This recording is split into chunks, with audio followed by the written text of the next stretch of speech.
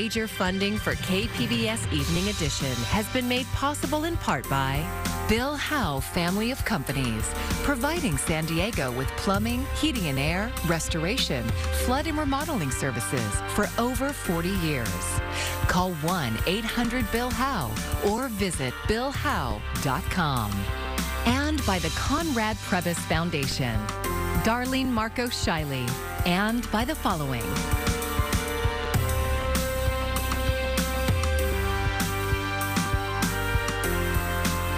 And by viewers like you. Thank you.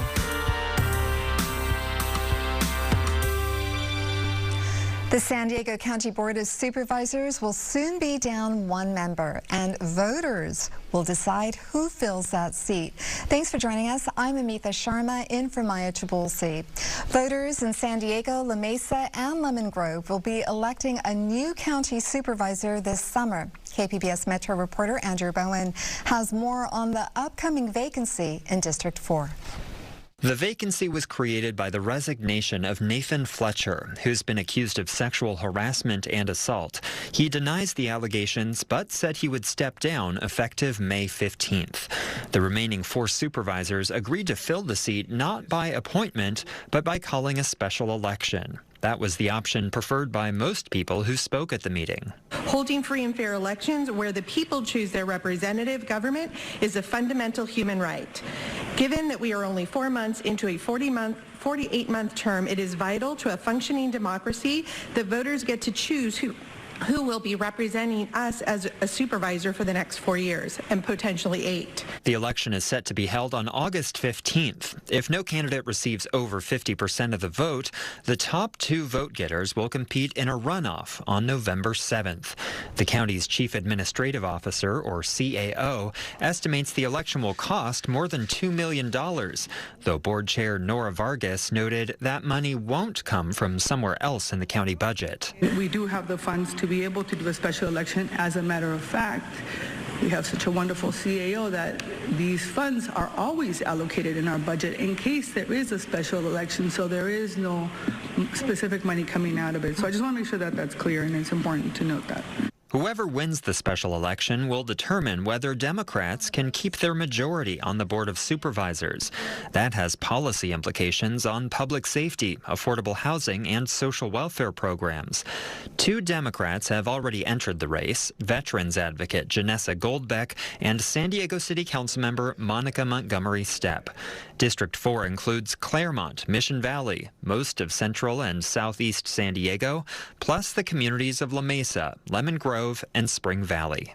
Andrew Bowen, KPBS News. The Biden administration is sending troops to the U.S.-Mexico border before a COVID-era policy changes. Title 42, which allowed authorities to turn away certain migrants, is set to expire next week. A Pentagon spokesperson said the military plans to send 1,500 active duty troops to support Homeland Security for 90 days. They will be pulled from the Army and Marine Corps. The White House says the troops will serve in administrative roles and will not do any law enforcement work. Another COVID-era policy is also slated to end next week. The Department of Homeland Security announced starting May 12th, non-U.S. travelers entering the country will no longer be required to be fully vaccinated against COVID-19. The nation's public health emergency expires May 11th, and the CDC will stop reporting its color-coded COVID-19 community levels as a way to track the spread of the infection. Repairs to get the trains between San Diego and Orange counties back up and running could take a long time, and so far there's no estimate on how long. KPBS North County reporter Tanya Thorne explains. Casa Romantica Cultural Center and Gardens is a historical landmark for the city of San Clemente. It's where the city's founder, Ole Hansen, lived in 1927 and began developing the rest of the city. The property is now city-owned and used as a venue for weddings, music, art, and cultural programming. But all those events came crumbling down last week when a landslide in the back patio forced the center to close. Yeah, it's a devastating scene for those of us who know what it used to look like, because the ground literally dropped 40 feet. Well, it dropped about 20 feet and moved about 40 feet out. Debris from the landslide came close to the rail line that passes just below Casa Romantica. This forced rail service between San Diego and Orange County to come to a pause just 2 weeks after service had been restored from a previous interruption. San Clemente Mayor Chris Duncan said this landslide is going to need all hands on deck, not just to restore rail service, but to preserve and secure the historical landmark. We're hoping that the federal government can step in because we don't have the funding or resources to do a large project like this. This is going to be millions and millions of dollars. Duncan said engineers are monitoring the hillside and as of yesterday still detected some movement. So they can't even set a timetable for repairs. It's going to be a long process because, we don't even have things stabilized right now. And so we certainly can't do any work or get up on that hillside. We might do more damage than good if we got up there right now with trying to do anything. Representative Mike Levin toured the property over the weekend and said the damage accelerates the urgency to relocate the tracks. We know that extreme weather over the next years and decades will continue to get worse, not better. And we've got to be able to react to our changing climate. And part of that resiliency means that we've got to look at relocating these tracks. Levin said funding for the planning, design, and engineering for relocating the tracks in North County is in the billions, but is largely secured. The same needs to happen for the Orange County section. It won't happen overnight, but we are making progress and we have to keep it up and be very mindful that in the near term, we're going to do everything possible to get that rail corridor up and running as soon as we can. Bus bridges will continue shuttling travelers from Oceanside to Irvine until rail service is restored. Tanya Thorne, KPBS News. The future of a medication used in some abortions is in the hands of federal courts. KPBS health reporter Matt Hoffman says Mifepristone has a variety of uses outside of ending early pregnancies. You've probably heard about the legal battle over the FDA's approval of Mifepristone.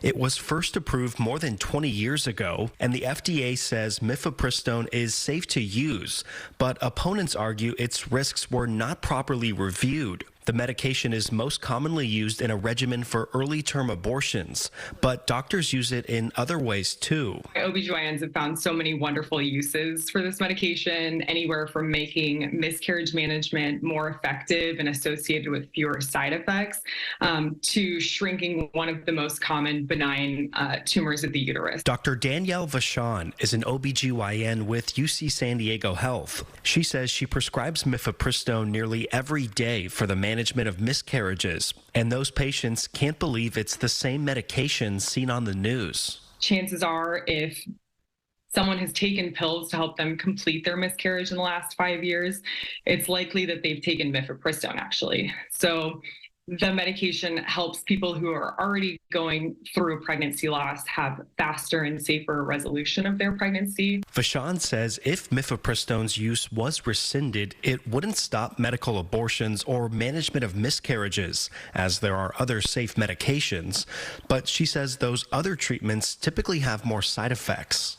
Why use a less effective regimen if you have something that's so well supported by science and so safe? That we've been using for so many years that works so well, just to have a less effective, more painful regimen. Mifepristone can also be used to shrink uterine tumors and for the treatment of high blood sugar in those diagnosed with Cushing syndrome. Matt Hoffman, KPBS News. 3 stabbings over several days near UC Davis have left the community on edge. Officials say the latest stabbing yesterday followed the killings of a UC Davis senior and a 50-year-old man at different parks. Ivan Rodriguez has the latest on the search for a suspect. The danger remains after a string of stabbings near the campus of University of California, Davis. Tuesday morning, officials lifted an overnight shelter-in-place order when they failed to find the suspect in the most recent knife attack. We're following a multitude of leads, but as of this point, nobody has been identified. The FBI has joined state and local law enforcement in a manhunt for the suspect. We are using every available resource to solve these crimes, to bring an end to this violence, and to keep our community safe. The first victim, a 50-year-old man found dead in a park near campus on Thursday. Then on Saturday, a UC Davis senior was stabbed to death in another park. And late Monday, a woman now hospitalized in critical condition said she was stabbed more than once through her tent in a transient camp. When we turned to our friend, she had been stabbed once. She thought it was a punch. It's hard to sleep when you're in fear for your life, bro. It's very, very difficult. The father of the computer science student killed on Saturday says their family moved to California from Lebanon in 2018, hoping to find a place of safety. He was just 6 weeks away from graduating. This was his last quarter. He was so proud and so happy and so thankful. Although police haven't officially connected the 3 stabbings and the victims weren't known to each other, they say there are common factors. The attacks were brutal and the suspect used a knife. Ivan Rodriguez, KPBS News. 16 months after California began requiring healthcare providers to post on their websites their own medical aid in dying policies, only a handful of local hospices are complying. Here's what our investigation found. He's very verbal. You're so verbal. On a recent overcast morning, Marie winced as she moved with a walker around her tiny San Diego apartment. I have intractable migraines. All my joints are unstable, and so it's very painful with my body trying to grab on. I'm just never comfortable. Even laying down can be painful. Marie didn't want her full name used to protect her medical privacy. The 52-year-old ex-government intel analyst is afflicted with 3 incurable diseases. She needs 15 medications just to get through the day. Doctors have approved her for a drug cocktail that would end her life peacefully, sparing her from what she called a Dante's Inferno of suffering in her final days. I love life, and I love people, but the pain and suffering is so bad. It wasn't easy for Marie to find a San Diego hospice that participated in California's 7-year-old End-of-Life Option Act. A 2022 law known as SB 380 requires all healthcare providers, including hospices, to post on their websites their policies on medical aid in dying. But KPBS found that fewer than 10 of 94 local hospices are in compliance. I'm incredibly troubled by that finding. State Senator Susan Talamantes-Eggman co-authored SB 380. She says there's no government agency explicitly responsible for ensuring that hospices comply, but Eggman says hospices that don't might still face scrutiny. That's exactly the kind of things that I think are ripe for an oversight committee hearing. California is one of 10 states, as well as Washington, D.C., that allows medical aid in dying, but it remains a controversial issue. Last week, a disability rights group sued the state, saying assisted suicide is too easy in California. KPBS contacted several local hospices not in compliance with the law. None agreed to be interviewed. The California Hospice and Palliative Care Association also declined to comment.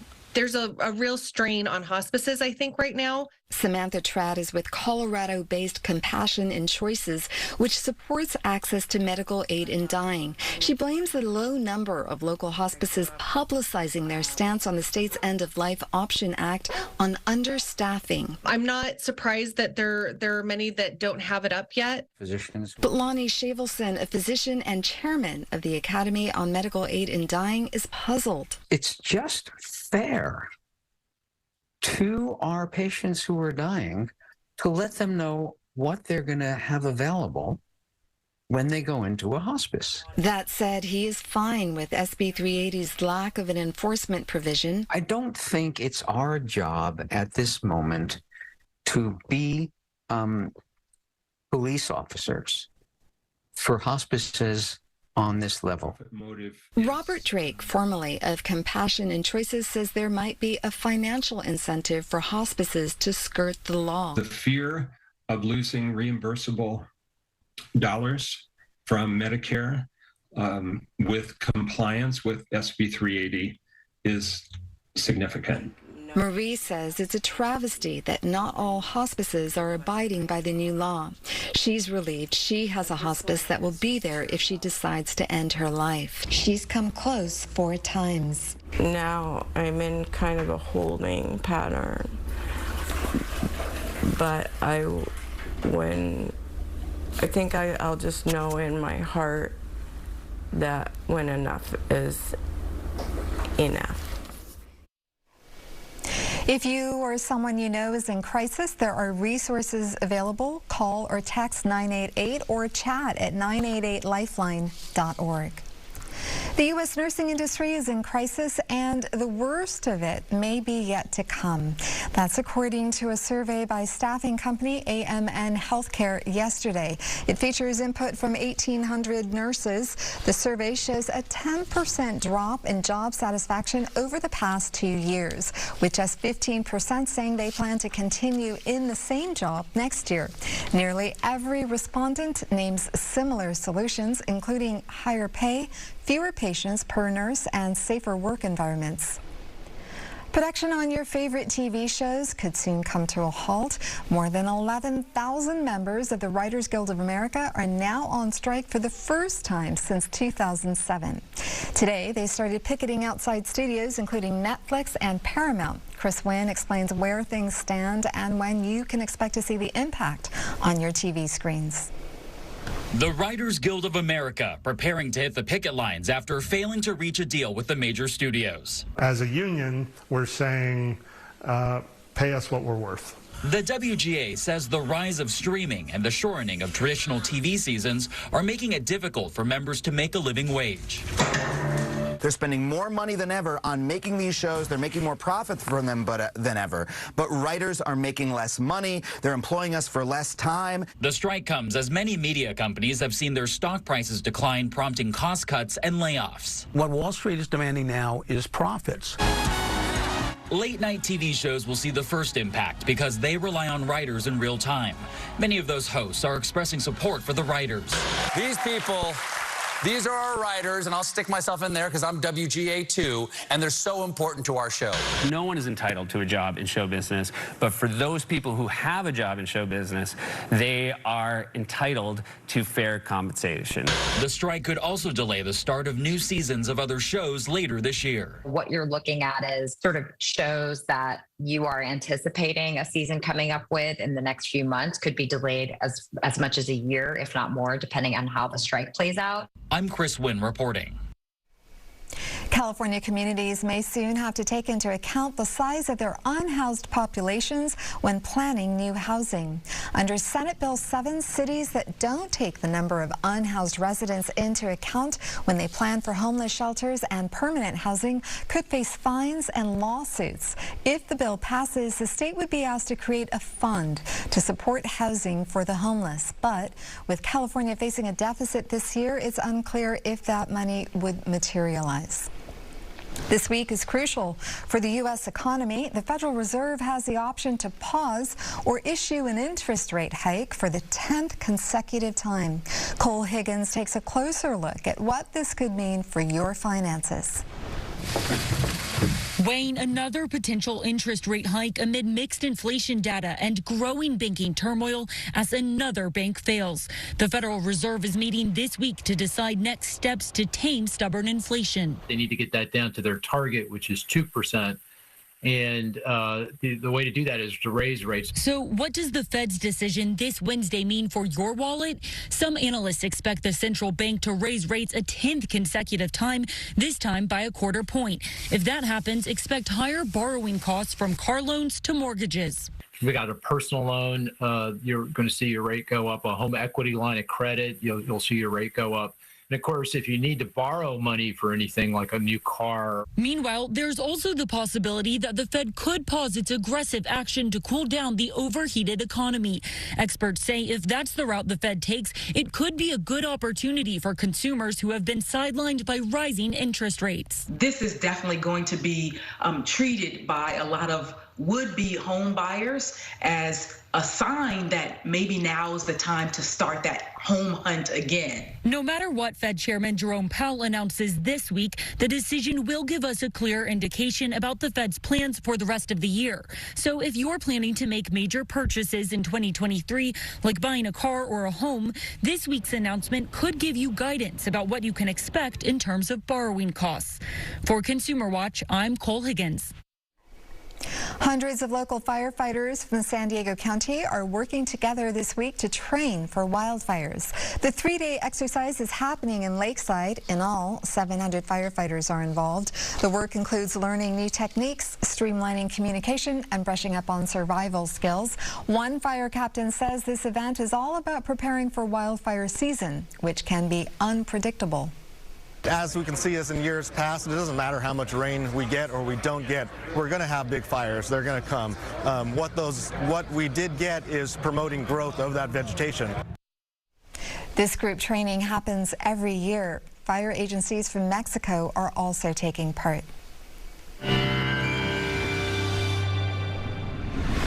Now we have a cool stretch of weather coming up over the course of the next few days that will also bring with it some wet weather, perhaps even some wintry weather over the higher terrain. We'll also talk about the all-important weekend forecast here coming up shortly, too. All right, let's talk about rainfall. And now that we're into the month of May, you can see the tendency as we're moving out of the wet season to see less and less. The historical average goes down to right around 1/4 of an inch. Now, keep in mind, not a lot of rain in the month of April. Historical average at 0.65. We saw just over 1/10 of an inch of rain, but we're going to be adding to the total here into the month of May over the next few afternoons, especially as we work our way into Thursday. Also looking windy through this evening to our north around Wrightwood toward the San Bernardino County mountains. They're going to see some gusty breezes in place. Let's talk about what to expect if you are out and about here this evening and tonight. Temperatures will be trickling down into the mid-50s. The clouds will remain pretty common throughout the area, and we'll see that again as we look north to Oceanside. Bit of a chill in the air down to 47. Chula Vista 52, Mount Laguna down to 36, Borrego Springs at 49. Here's a look at Futurecast, and you can see the bulk of the wet weather staying off to the north, at least for now, toward, say, the Bay Area. But look at that. There's Point Conception. By the time we go into Wednesday afternoon, some of that wet weather will be nearing. Can't rule out, again, a little bit of a precipitation, but I think most of us here not looking overly active as we work our way into tomorrow. Mount Laguna cool at 42. I do want to take you through time here at the coast. Clouds around, perhaps a little drizzle. Thursday, there can be some showers.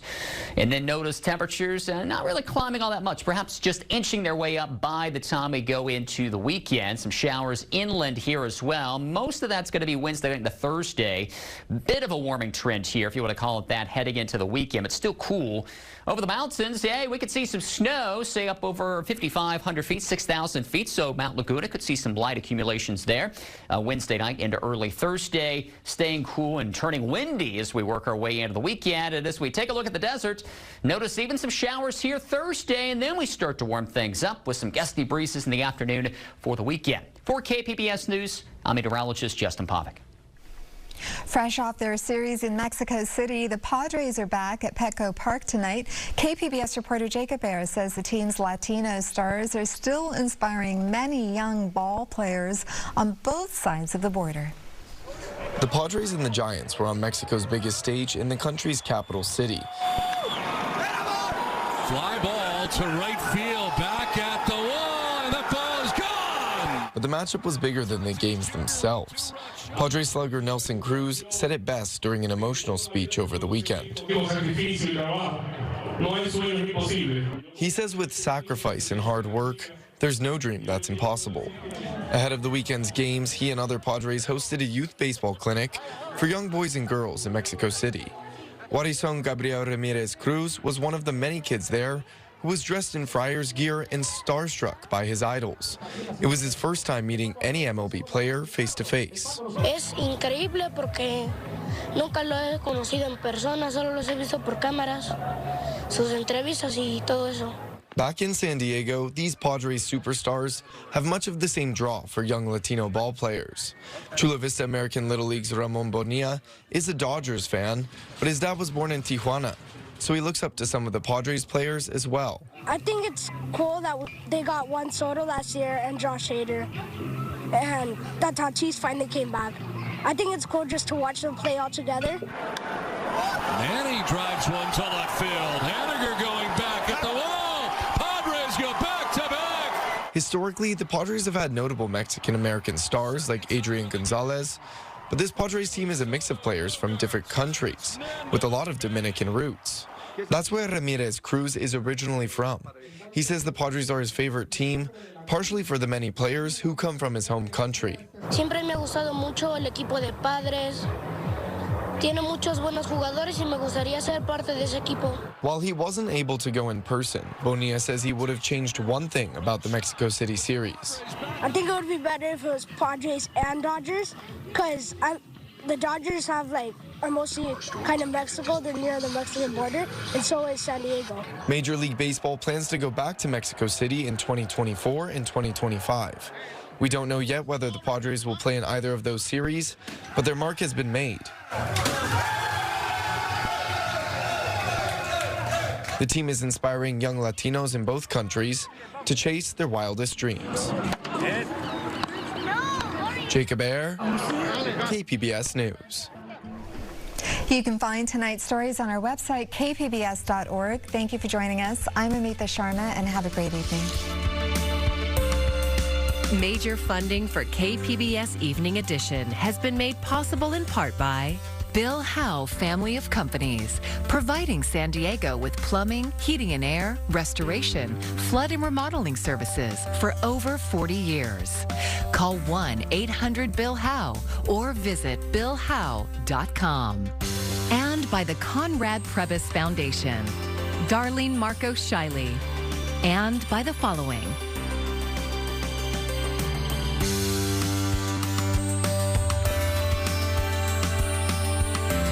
And by viewers like you. Thank you.